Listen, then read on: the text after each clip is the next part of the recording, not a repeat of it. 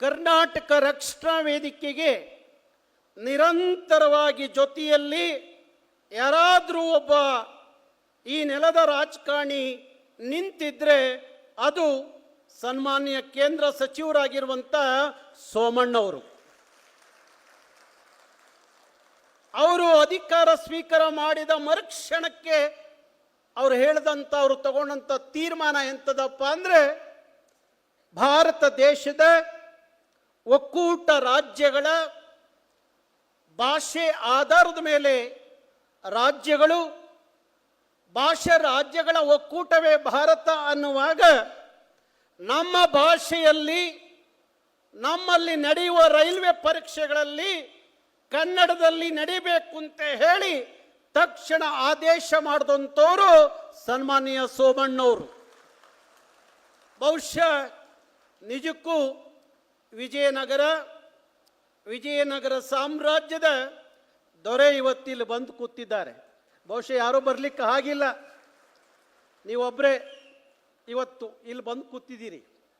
ಹಾಗಾಗಿ ನಾನು ಸೋಮಣ್ಣವರಲ್ಲಿ ಕೇಂದ್ರ ಸರ್ಕಾರದಲ್ಲಿ ವಿನಂತಿ ಏನು ಮಾಡ್ಕೋತೀನಿ ಅಂದರೆ, ಇವತ್ತು ಭಾಷೆಯ ಆಧಾರದ ಮೇಲೆ ರಾಜ್ಯಗಳ ವಿಂಗಡಣೆ ಏನಾಯಿತು, ಆ ವಿಂಗಡಣೆಯಾದಂಥ ರಾಜ್ಯಗಳ ಒಳಗೊಂಡಂಥ ಒಕ್ಕೂಟದ ಭಾರತ ಏನಾಯಿತು, ಆ ಭಾರತದಲ್ಲಿ ಎಲ್ಲ ಭಾಷೆಗಳಲ್ಲೂ ಸಹ ಕೇಂದ್ರದ ಲೋಕಸಭೆಯ ಅಧಿವೇಶನ ಆಗಲಿ, ಆ ಸಂದರ್ಭದಲ್ಲಾಗಲಿ ಎಲ್ಲ ಭಾಷೆಗಳಲ್ಲೂ ಪ್ರಶ್ನೆಯನ್ನು ಕೇಳುವ, ಅದಕ್ಕೆ ಉತ್ತರವನ್ನು ಅದೇ ಭಾಷೆಯಲ್ಲಿ ಪಡ್ಕೊಳ್ಳುವಂಥ ತೀರ್ಮಾನಕ್ಕೆ ಕೇಂದ್ರ ಸರ್ಕಾರ ಬರಬೇಕು ಅನ್ನುವ ಮನವಿಯನ್ನು ಮಾನ್ಯ ಸಚಿವರ ಮುಖಾಂತರ ಕೇಂದ್ರ ಸರ್ಕಾರಕ್ಕೆ ಮುಟ್ಟಿಸ್ತಾ ಇದ್ದೀವಿ. ಯಾಕೆಂದರೆ ಅಲ್ಲಿ ಹಿಂದಿನೇ ಮಾತಾಡಬೇಕು, ಇಲ್ಲ ಇಂಗ್ಲಿಷ್ನೇ ಮಾತಾಡಬೇಕು ಅನ್ನೋದು ಭಾರತದ ಒಕ್ಕೂಟದ ವ್ಯವಸ್ಥೆ ಅಲ್ಲ.